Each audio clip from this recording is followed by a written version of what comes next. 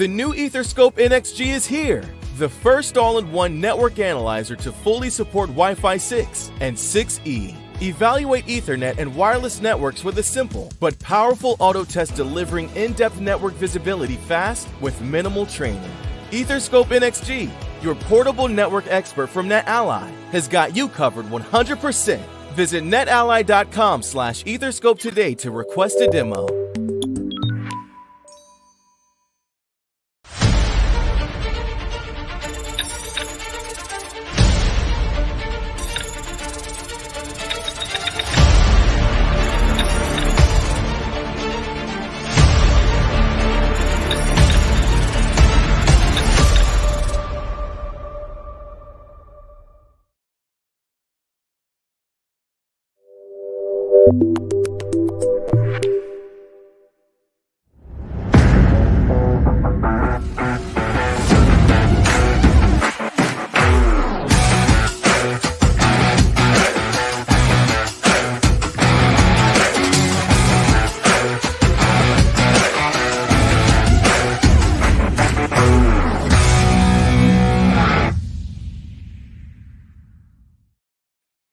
Hello, friends.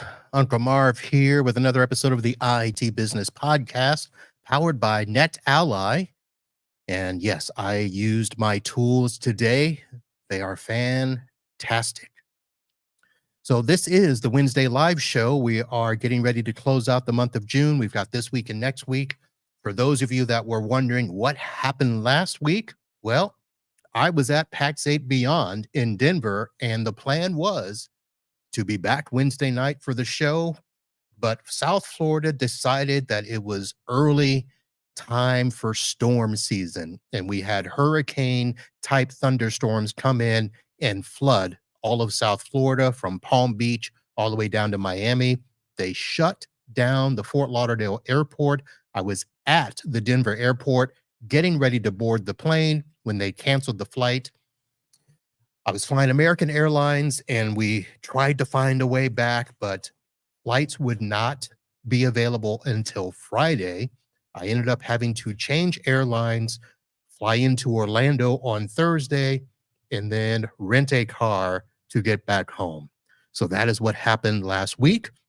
And I apologize to our guest that was supposed to be on last week. She has already rescheduled, so that will be coming up in the next few weeks. But I will be having a conference review later on, probably this Friday. I will evaluate swag from both conferences, the PAX 8 Beyond and the IT Nation Secure. There was no swag at the Super Ops Super Summit, but we can talk about them as well. So that is going to do it. But tonight we are joined by my good friend, Matt Forman, from Local Circuit IT, the man from Texas. Matt, how are you? Doing well. How are you, sir? I am good. And first, I should say it was good to see you at the PAX 8 conference. Absolutely. And good to see that you let Trent out of the back room, and you had some new people with you. Yeah, I brought Trent and one of our newer guys. He's been here a year. Tyrone. Yep.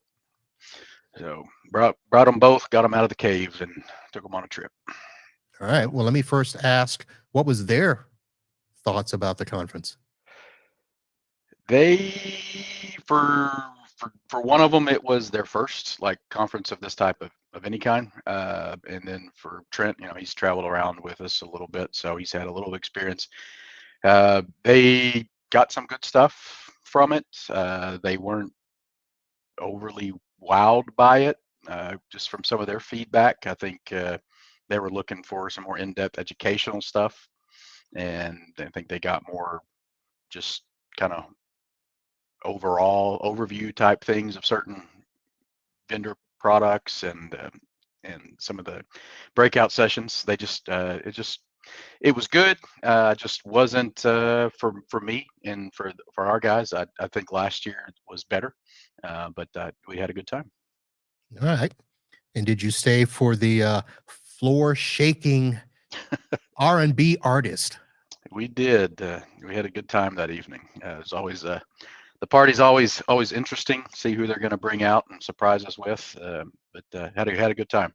It was Yeah. a little concerning when the floor was moving. But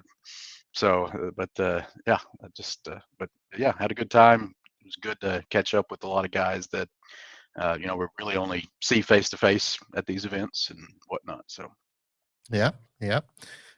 Speaking of people you don't normally see unless you're at a conference, do you remember the very first time we met? I do. I don't remember what conference it was though. Was it? I remember the interaction and It was who was the there, but Solar Solar Winds Winds. Yes, conference. with Mr. Sean Scott. I remember. I think he Yeah, introduced Sean us. Scott was there. Who else? Zach was there. I believe so. And I don't know if Chris was there or not that day, but I don't recall. But Don't know. But yeah. that was many moons ago. Mm-hmm. Many moons ago. So, I just had to put this up here. Mr. Nelson trolling in stealth mode is what I'll call that there. Thank you for hanging out. Thank you, folks, for joining the show. And as you see what Keith just did, if you would like to comment, just go ahead and put it in the chat. If it's relevant or pithy, we'll show it here on the screen and we will try to answer questions as well. As a matter of fact, let me do something. I was actually chatting with somebody earlier about an issue they were having, and I asked them if they wanted me to ask for help from the group here, but I don't think that they responded. And of course, I can't find it now because I'm blind. So let's see here. Where is the message? And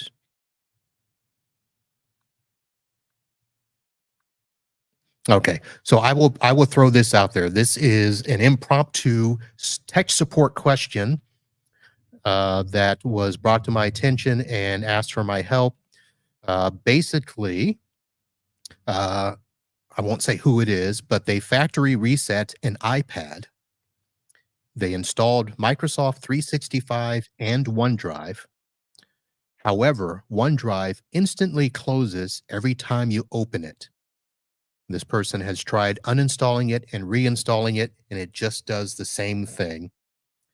And the one suggestion that I had whenever I've run into this, which hasn't been much, was to do the soft reset by going into the OneDrive app and doing the advanced options and reset. And this person was not able to try this tonight, so they'll have to wait until tomorrow to try. But have you had that issue on the iPad where an app like OneDrive just opens and closes? I can't recall having that. I have seen some issues on the iPad where they weren't using, an up-to-date just version of the iOS, and it caused problems with apps. So that might be something for them to look at. I mean, it's pretty basic, but that may be something. Yeah, I assume that when they said they removed and reinstalled, they would have gotten the latest version. So I tend to believe that it's something on the OneDrive side. Of course, we talked about the fact as, was there enough storage on the iPad if OneDrive is full? But that didn't seem the issue. And Yeah. of course, from the cheap seats, the answer is always a sign from the gods to buy a new one. So, I would I had wonder to, if it's happening before they sign into. Are they signing into the app before it's crashing? you know what? I did not ask. I don't think so. I think they're just trying to open it for the first time after the reset. But I did have to give that advice to a end user yesterday morning. And I will say this. So here's an AJ story for you. So we haven't even gotten to our topic yet, but here's an AJ story. So I get the email in the morning that a user is having issues with TrueGrid and that it's opening and shutting. And do I have any suggestions? And I'm like, okay, I need to know exactly what's opening and shutting because I don't know if it's the TrueGrid connector app that they're using. I don't know if it's their RDP after they get signed in. I don't know if it's anything else. So I just asked if I can call the user. They say, sure. So I call the user, and she basically said that she's been having issues ever since the night before when Windows decided to do an update.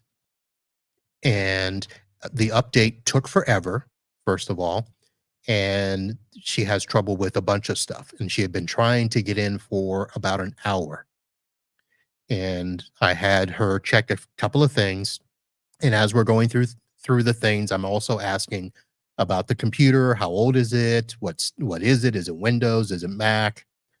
And she said, well, it's definitely older than 5 years old, and it's super, super, super slow. And as I talk about what's super, super, super slow, she mentions that, well, it takes 5 minutes or so to open up stuff when she clicks a button. I said, okay, that's probably pretty slow. And then I asked if she had a local computer person that could help because she's on the other side of the state. And technically, we're not allowed to help end users for this client. Hmm. They want us to, make sure the internet connection on our side is fine, the server's fine. But she was logging into a server with 30 other people, and they were all having no issues. And so she agreed that, this computer's probably old and time to get a new one, and she would go do that. So when I relayed that back to AJ, his response to me was, I think we need to look at something other than TrueGrid. It causes too many problems. so, so I didn't talk to AJ for the rest of the day. So that is just ridiculous. All right. That's my AJ story. So let's get back to talking about you and local circuits. So one of the things that I really want to do this summer is to get back to talking to IT business owners, especially ones that are having success, finding out what's working for you, what's not working for you, maybe getting some inspiration for some others. Maybe you have questions that you would like to ask. So let's kind of talk about that. So I think when we last talked on the show was 2 years ago, and you were still just you and Trent. I don't think you had hired the third person, let alone fourth. So walk me through that. uh, well, yeah, I mean, Trent has been with me for this is 10 years this year. So actually, in March was his 10-year mark with me, which is scary that it's gone by so fast. But uh, also, he's my number two.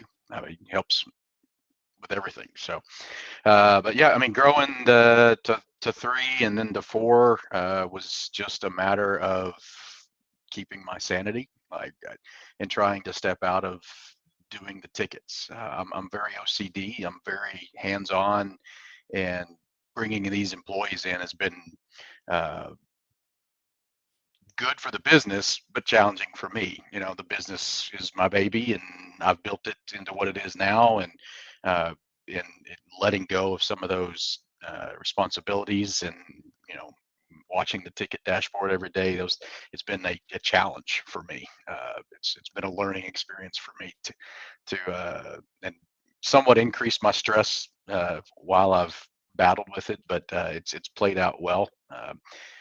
Bringing guys in that I feel are going to fill a specific role that I need for the business. Like right now we've got what I would consider a solid level 2, 3 kind of guy.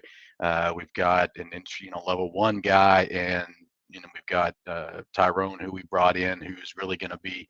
We're trying to utilize him for not just tech work, but also kind of client management, service desk management, that type of thing. So I'm hiring specific areas that I need taken care of in the business, and that seems to be what has worked for us. I know some people advise me, hey, get an assistant first or do this first. I just basically looked and filled the gaps of what I needed to, keep the wheels turning, essentially. finding staff is not easy. Finding staff that I'm happy with, have gone through our share of people who quit, who we've had to fire, whatnot. So I think, from a business owner standpoint, employees, and I'm sure every business owner out there can attest to this, employees are one of the hardest parts of running the business. But Mm. So, but yeah, I mean, we're two, three, 4 people now, and probably October-ish, I'll be looking for number 5 if we keep moving like we're moving. All right. Is it a steady growth and is it intentional? Yes, and yes. I have owned the business since 2006. It is not in any way, shape, or form the same type of business as it was back then. So we have grown every year. I mean, we will. When I first year when I bought it from the gentleman, he wanted out of the IT computer repair business. He said he spent more time listening to people talk about their problems while he fixed their computers. So he was going to go back to school and get a counseling degree because he thought it would pay better. So that's where he ended up, and I was looking to get in. So it was a pretty easy transition, but uh, you know that growth from the first year of doing $60,000 total to do 7 figures now is huge. So, but it's just been intentional because that's what you want for a business.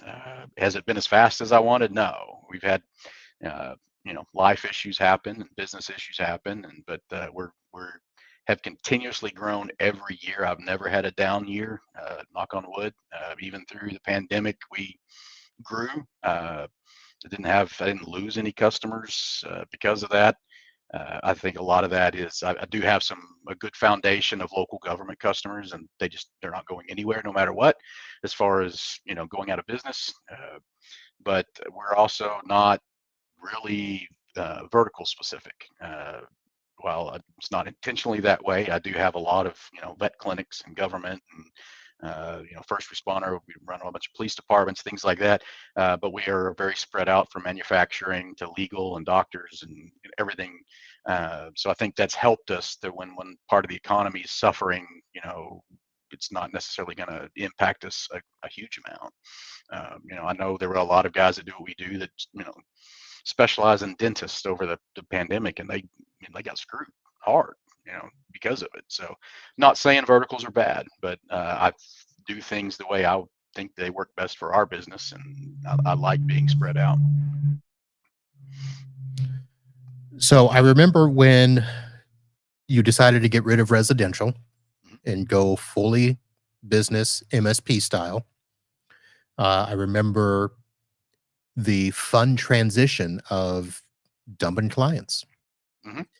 Um, Now that you've done that, and now that you've kind of settled in, I guess is the way I'm looking at it. You got the new space. Um, has there been like one thing that has stood out that has really made the difference in keeping this momentum going and getting you to the point now where you know it's really starting to grow the way you wanted it to? Uh, the right staff. I mean, that to me makes all the difference in the world. We've like I said, I've had good, I've had bad, I've had to fire people. I've had like Trent, like I said, it's been here 10 years. Yeah, I spend a lot of time when I'm looking to hire somebody. I'm very unorthodox, so my interview questions aren't necessarily. There'll be some tech stuff, but I want to know, are you going to be a fit here and how we work? And I think having those people that have kind of passed that, and I know are going to work well with each other employee and as a team, that is what I think has helped our business. Finding those people that are doing this because they want to, they love it, they love this type of work. I mean, we're in a small town, and they could easily go 30 miles down the road to Dallas and probably get paid more than what I can pay them here.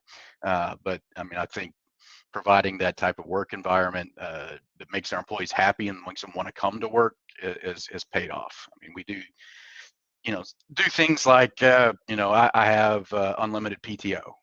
Some people may balk at that, but I mean, nobody takes advantage of it. I mean, I think people want to come to work, but also have a work-life balance. And, as the owner, sometimes I'll take off earlier than they are. I want to be able to reciprocate that and make sure that, they're working, but they're also, enjoying their home life too. If you need to take off to go to a kid's ball game, go to a ball game, as long as everything at work's getting taken care of.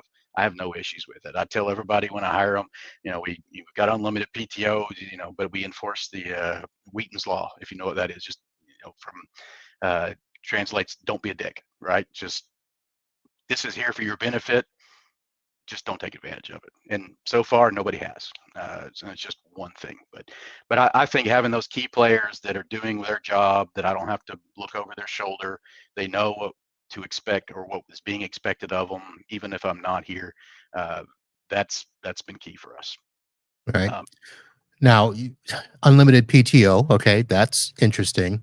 But now, in terms of pay and hours and stuff, are you tracking their hours? I mean, not for like billing purposes, but for work purposes. Like, are you checking to see if they work, 35 to 45 hours, whatever the state law is? Florida, they have to work 35 to be considered full time. And if you're on salary, you don't have to track the hours.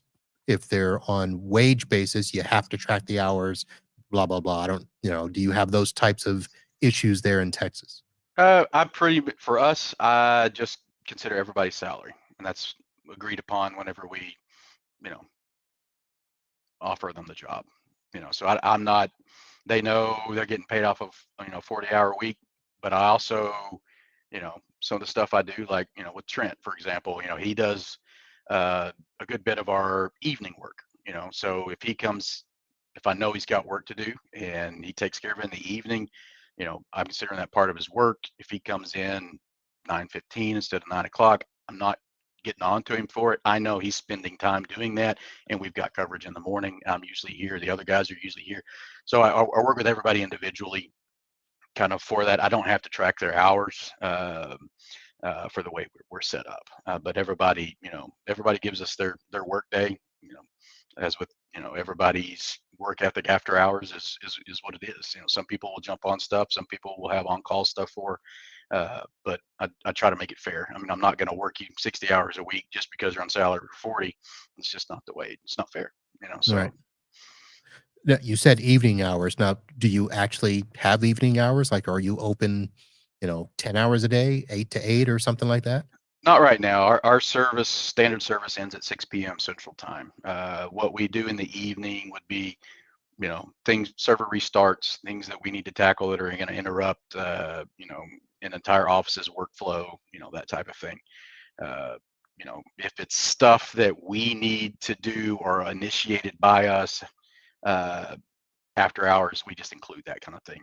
If it's stuff the client wants us to do after hours, then we go into the after hours type stuff, just depending on how what the need is and what it's for. So. All right. Now, are these clients that you're billing as part of your managed service agreement? Is it flat rate, all you can eat? Is it remote only, and then you charge when you're on site? How does that work? Our current plan is everything's the same. So I've got sans on site or not. So we have a standard service and support plan.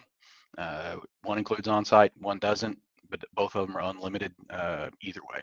So and then we have our kind of our more security type offerings that we have on top of it. So that type of work would be included in our all-inclusive. I mean, but our all-inclusive does fit within our operating hours.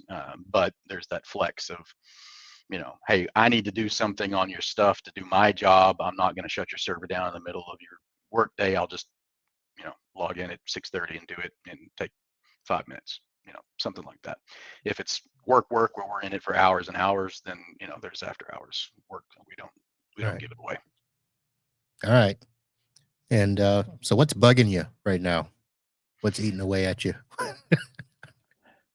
What's not, man?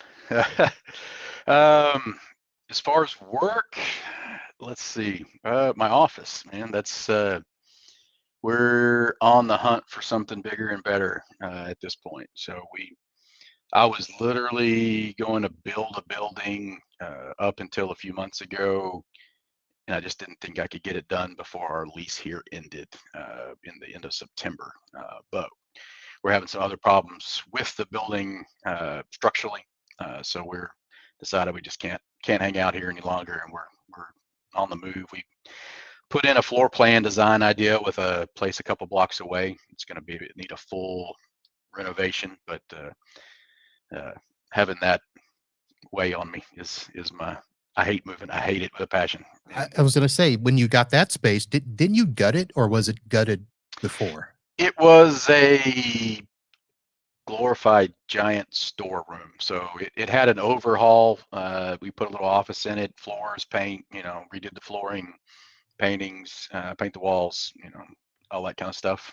So it doesn't look like what it did when we got it, but still a basement. We're a typical IT business or IT department in a basement of a big building. No windows, no. We run TVs on the wall with Google on it, just rotating nature photos, just to give us some semblance of outside. So, all right. So basically, the floor plan, you just need more space, and you said structural stuff. Is it stuff you can mention publicly? Yeah, I mean that. I'm not gonna. I mean, we've just got some leak issues and things like that have been ongoing.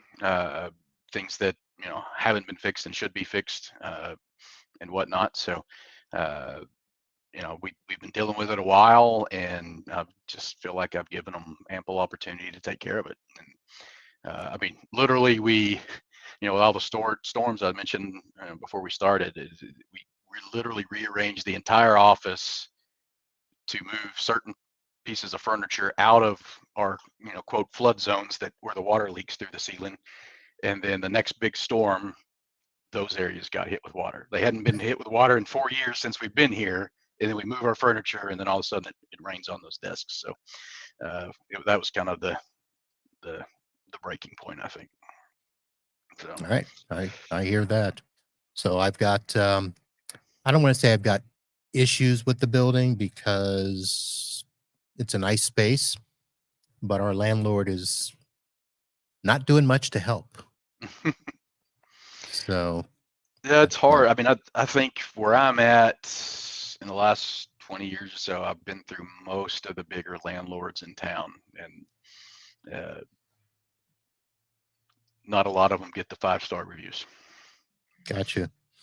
So what's real estate like there? Because down here, I probably could have bought something before COVID. Mm-hmm. After COVID, no. It's not horrible, but not great. We are one of the fastest growing cities in the country in an article that came out. I mean, I think the top 15, like half of them were in Texas, and Denton was one of them. So we have nonstop construction going on. I was looking at a building just a couple blocks over here downtown. It was, it's a house. We have a lot of houses that have been converted into offices surrounding our square downtown, and I mean, it was built in the 30s, I think, and they, it was just a little nice house. They converted it to an office and everything, still wanting, $600,000 for it. So it's the commercial stuff is, I think, up there, but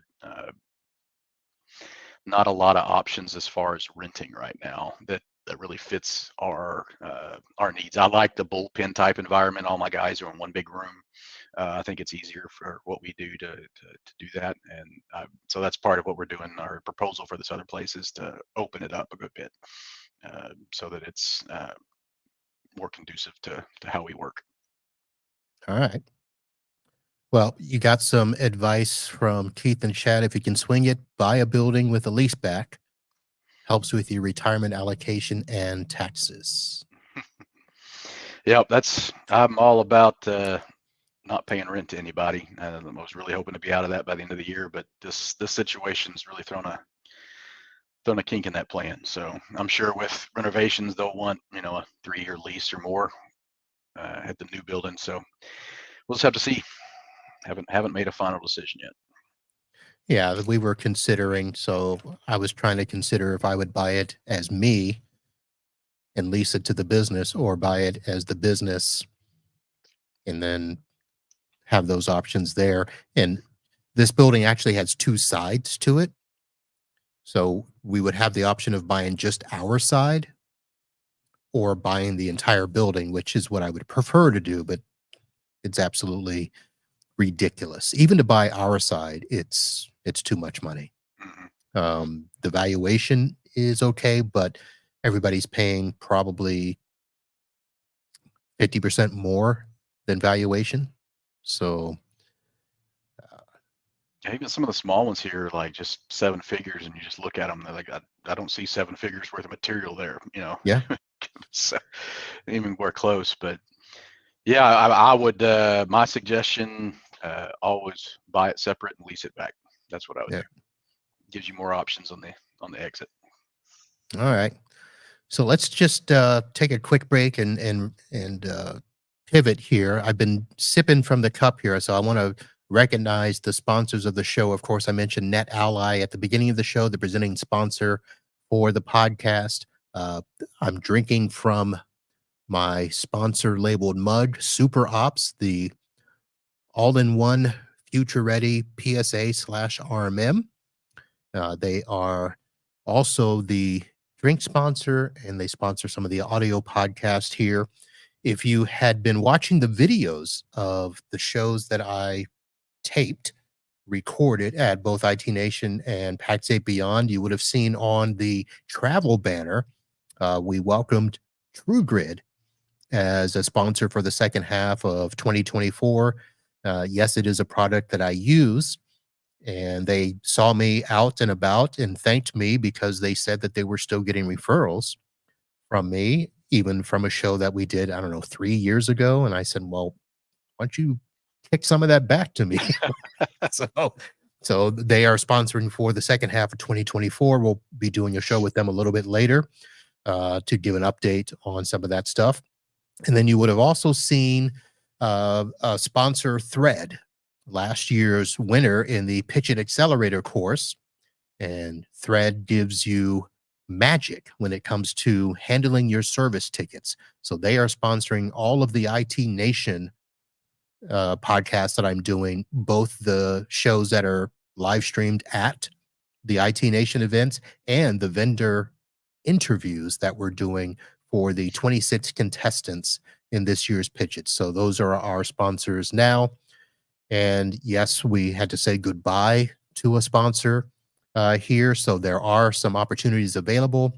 Somebody to sponsor the live stream here, and we have other opportunities. So if there's a vendor out there looking to park some money and wants to give back to the MSP community, reach out.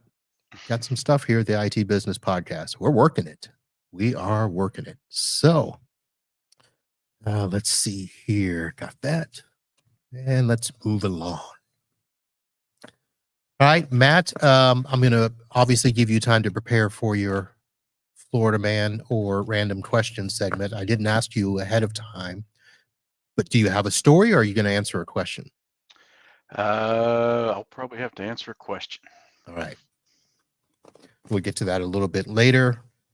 And so let's go back to, so we talked a lot about your business. Is there anything else that you think would be helpful to other IT business owners as to what's worked for you, whether it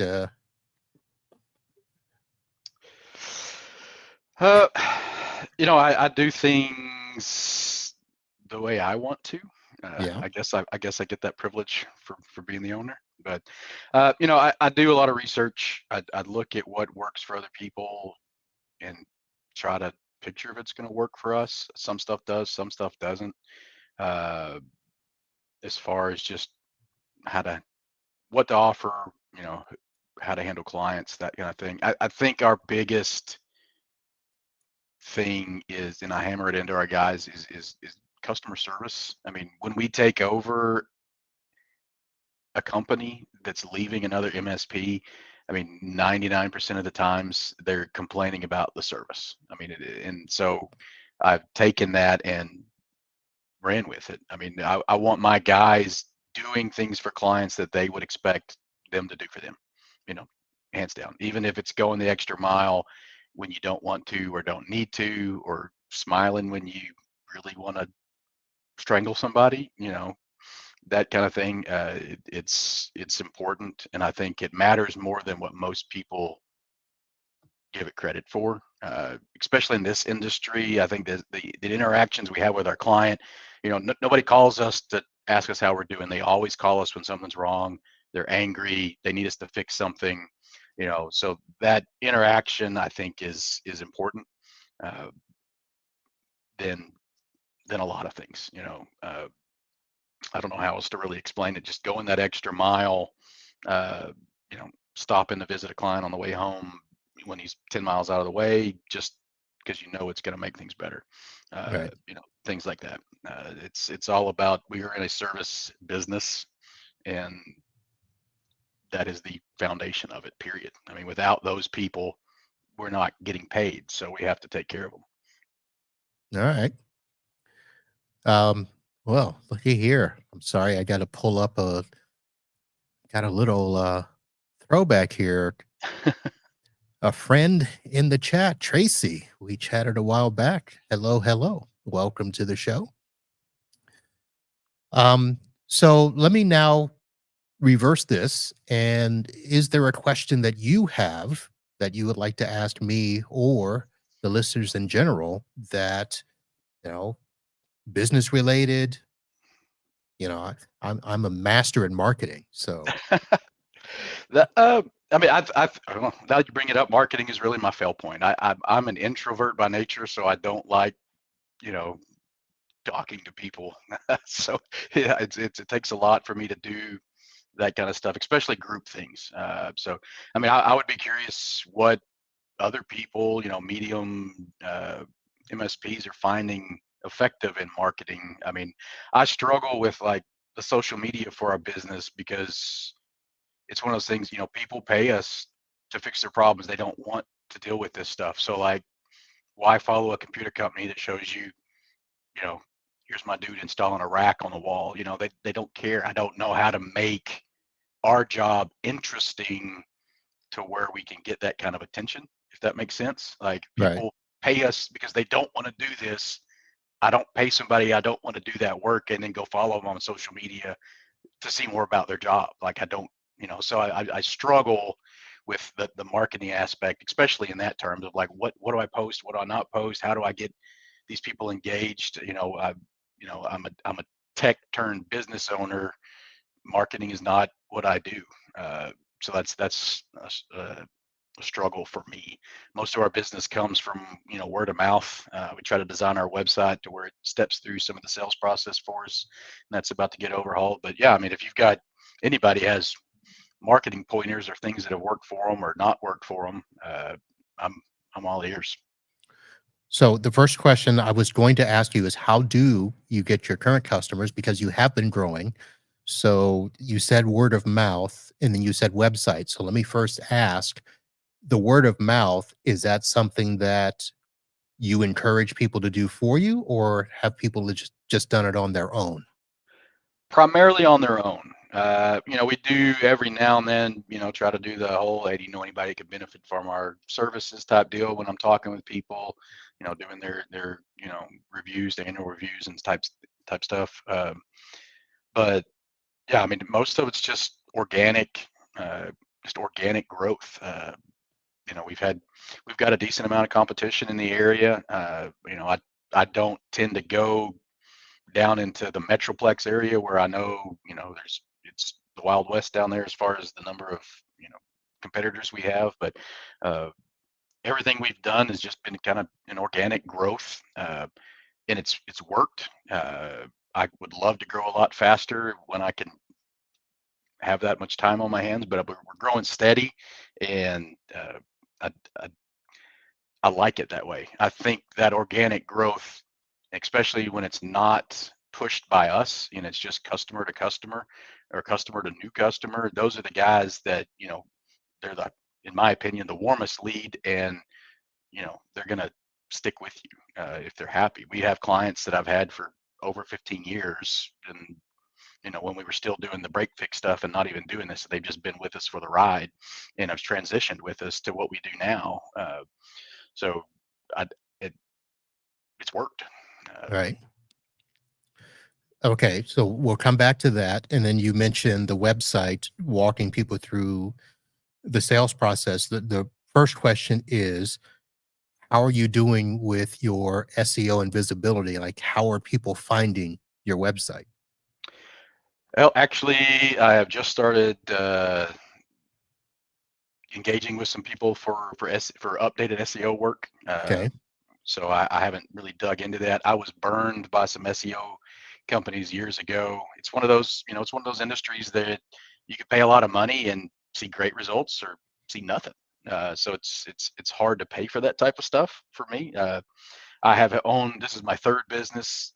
One of my other businesses that I built and sold, we engaged an SEO company, and brand new domain, brand new everything. And they got Google so mad at us that we couldn't find our website unless we went, exact domain in the search bar. Like if you try to search our name, we wouldn't find out anywhere. So, it put a bad taste in my mouth for SEO work, because not everybody's like that. And I know that, but it made it very hard to go back and try to pay for that kind of stuff again.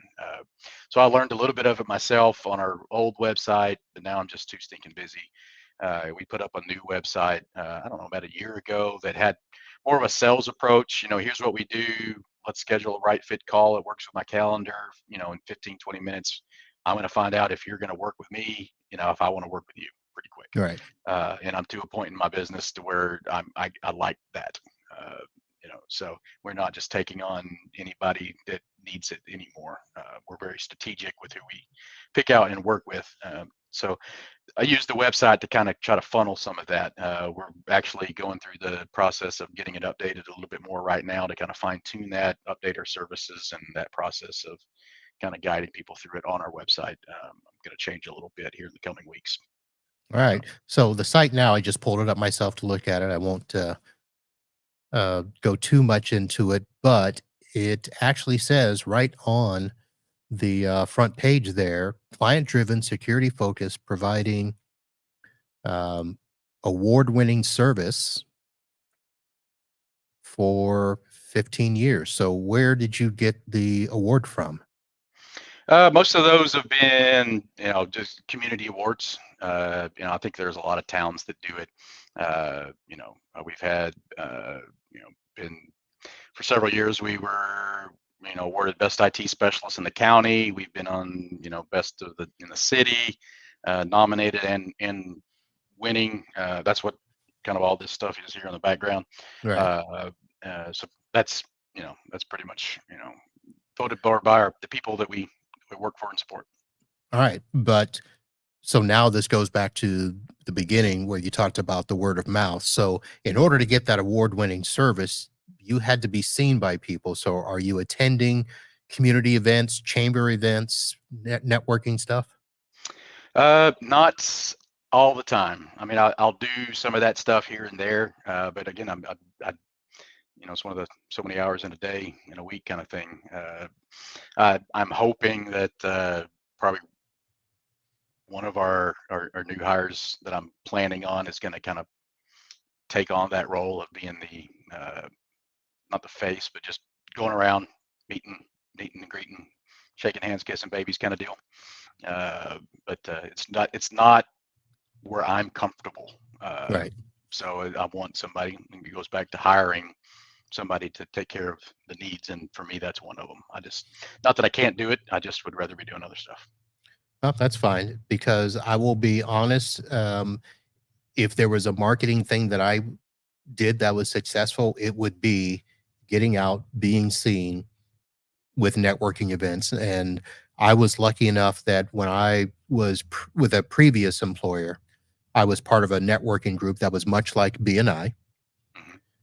And it wasn't as aggressive as BNI, So it wasn't something where you had to show up every week with leads in hands and that sort of thing, but it was accountable. So people made sure that, we were there with an earnest effort to grow the business. Now, again, this was almost 30 years ago. So a much different time when, at the beginning stage of the business where I was hungry to get the business, Right. but that worked. And I think being involved in the community, I did go to chamber events. I did do things where I associated with people that they saw a lot of other people, Hmm. which really was all it was, finding the people that are very good at talking and referring people and using them.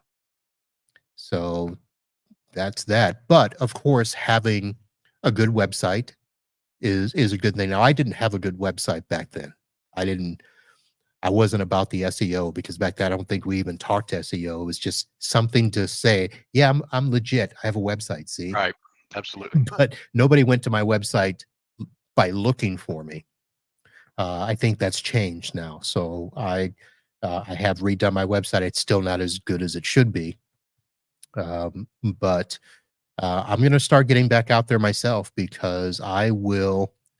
So our business has been similar to yours, where we've grown every year. I think I did have one down year when I fired our largest customer, which that was an expected drop off, but I quickly replaced that.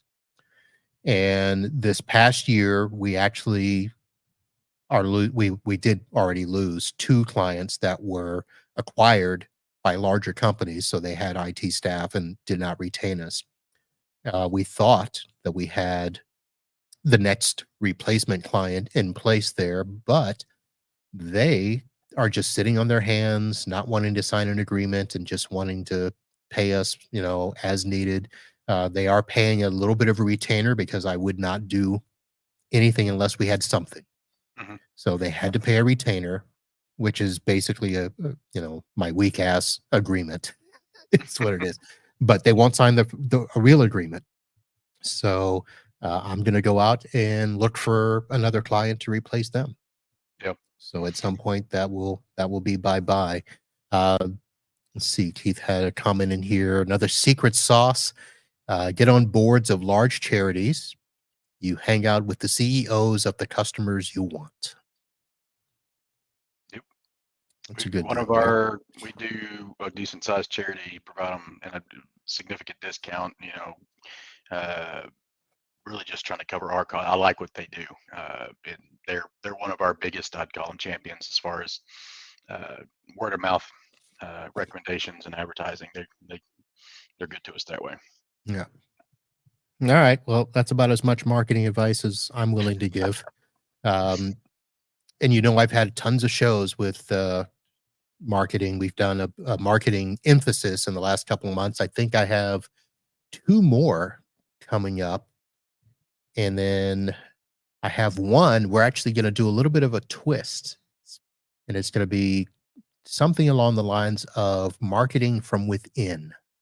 Hmm. So that'll give you guys a little bit of a teaser for an upcoming episode. Uncle Marv knows marketing. So, all right, let's go ahead and switch over to our Florida Man segment. And that also is presented by our good friends over at Super Ops. And you said you wanted to do a random question, so I'll let you do that first. Let me pull up the random question generator. And This that might be is scary. that is not a very good question. I'm going to move on to the next one that says, what was the last gift that you received? The last gift that I received, literally my Father's Day gift from my kids, and it was a combination of handmade cards that they spent a lot of money on, I'm sure, and a picture of a hand drawn,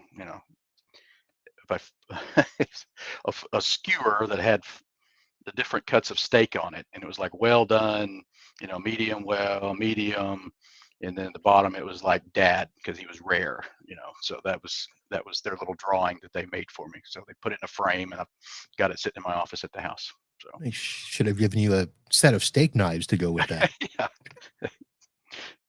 Oh my! I would have had to pay for them myself, so I don't know how.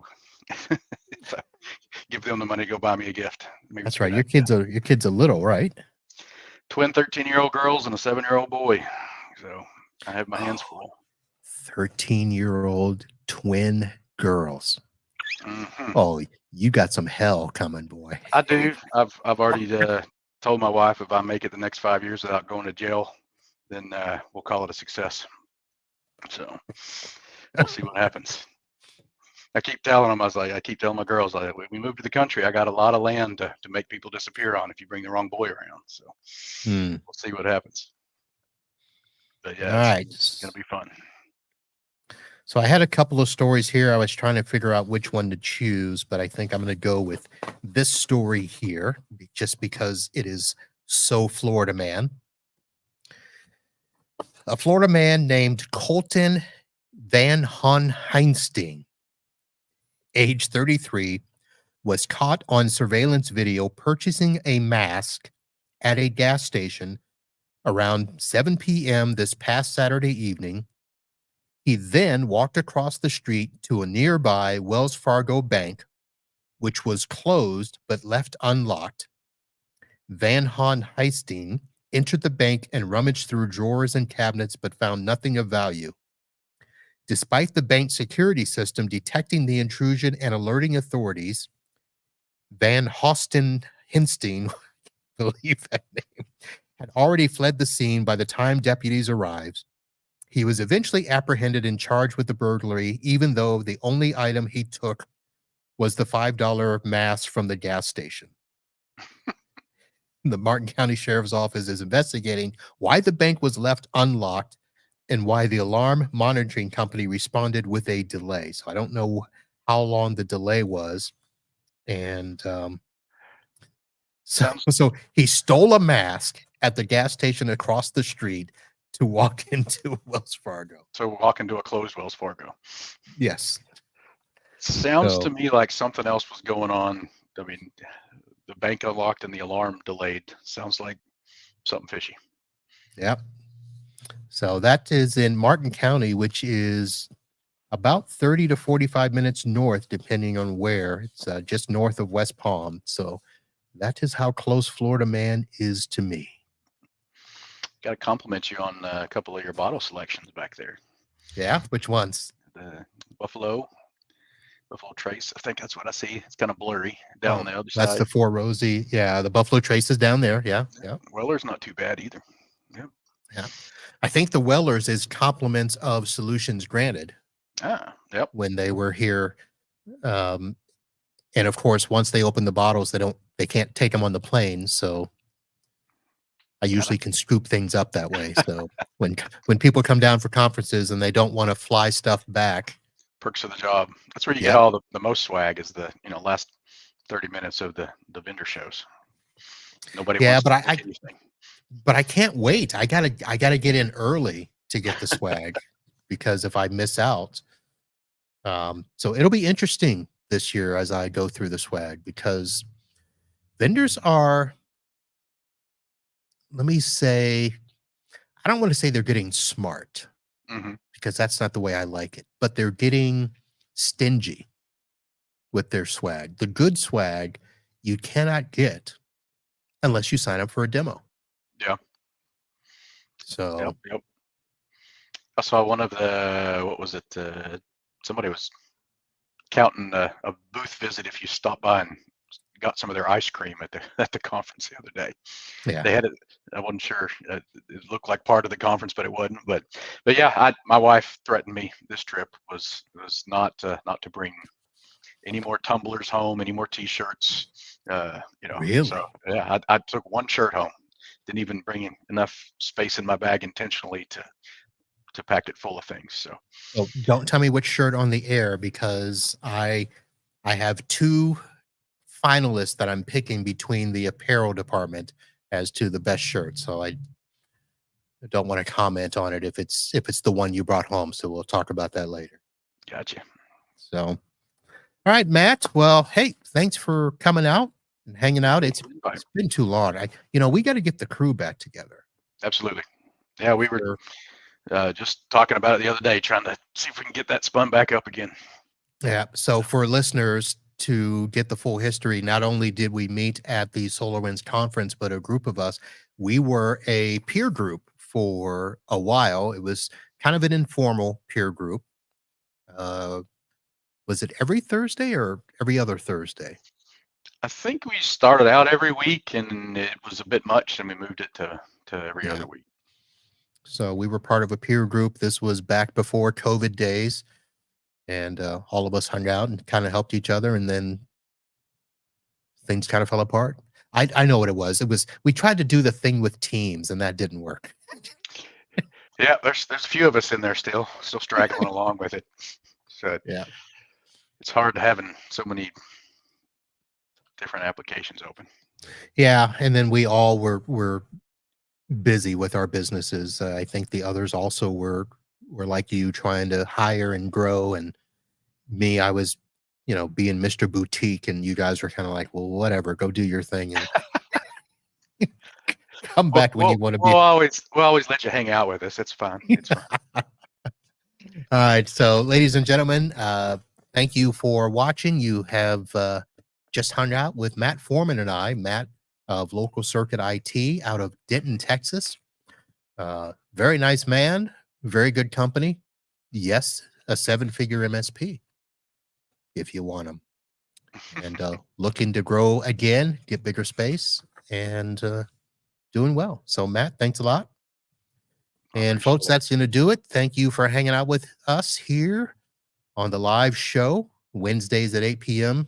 And you can always check out the podcast. We are putting out a plethora of shows between all the interviews that I did at IT Nation Connect, or IT Nation Secure, I'm sorry, PAX 8 Beyond. I still have about 6 or 8 episodes to put out from that. You don't have to worry about that when you're in a basement. Yeah, well, that body shop is literally 2 blocks over, so they can only go one way when they peel out, so they love to take off here.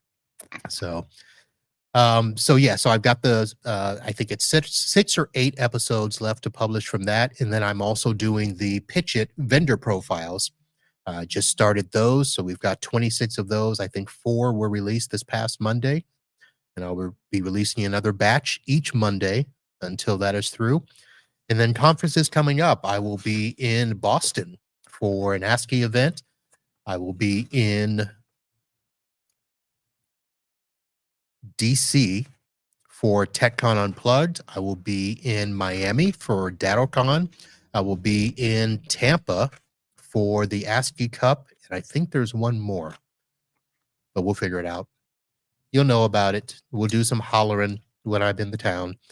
Next week, Michelle Accardi from Lion Guard will be joining us, so come in and check that out. And I believe we're going to be talking about their first ever RoarCon, or whatever they've named that conference there, Lion Guard conference happening this next month in Dallas. Oh, nice. All right, folks, that's it. Thank you for hanging out. We'll see you later. And until next time, holla.